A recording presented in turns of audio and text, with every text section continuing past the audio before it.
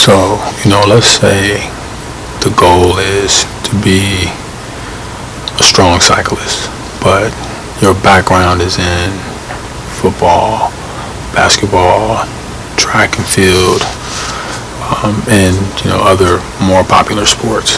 So now at an older age, you're interested in cycling. So in cycling, it's very different than basketball, football, because for many reasons, but because you ride a machine.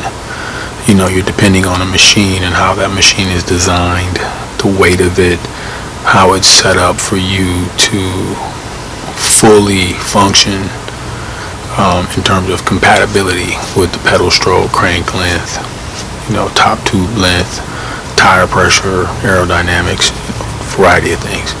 So that's very important in your cycling performance. So now let's couple how your body is conditioned to compete. So if you are, say, a basketball player, your position is point guard.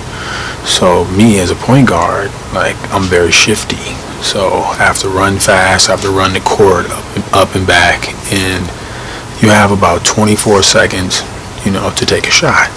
So let's say, like a fast break, I'm running fast break, and I'm going coast to coast, and I have to pull it back out. So I pull it back out, set it up, but the pace is still high.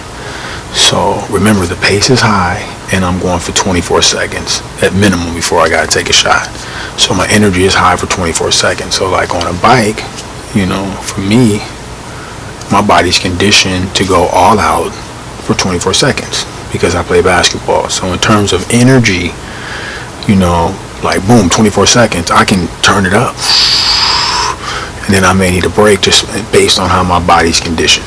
So this also applies to 100-meter sprinters, track runners, 100 meters, whatever time that is. If it takes you 9.6 seconds, 10 seconds, 12 seconds, that sprint, 10 seconds, on a bike that you can probably do that. If you in practice you're running, 2100s, just in your training, then you got 20, 9.5, 9.6 to 10 second, 12 second efforts on the bike. You have to use the energy the same way. So in my opinion, for someone coming from a background with sports, you just try and, figure out how to use your energy and, manage that within the sport of cycling. So in the sport of cycling, say for example, it's a criterium, that might be a, 14, 17 mile race with variations in energy. So there might be 30-second efforts, 24-second efforts like basketball. It could be 10-second efforts like running a 100-meter sprint, but there are going to be these efforts. So now you condition your body to work within these efforts. So now strategy.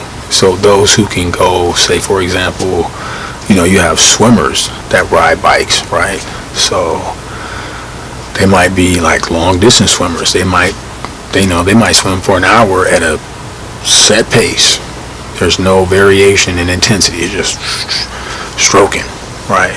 So they're able to go pretty hard for 60 minutes. So they're able to go hard for 60 minutes.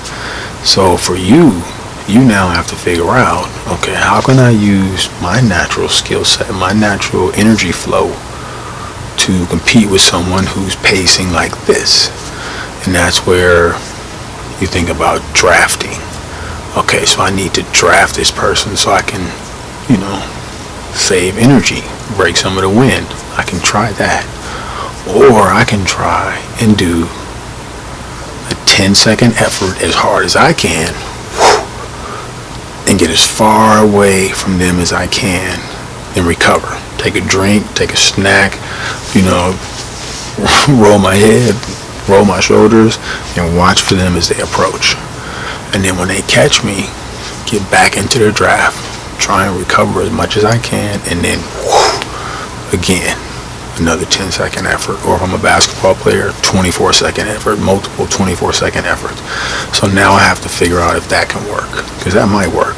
Or can I sit on most of the time, and at that last 10 seconds of the race where you see the finish line, I'm going to do my 10-second 100-meter effort on the bike, but I would just need the energy to sustain, to stay behind that person for 59 minutes, 50 seconds, if it's a 60-minute race. So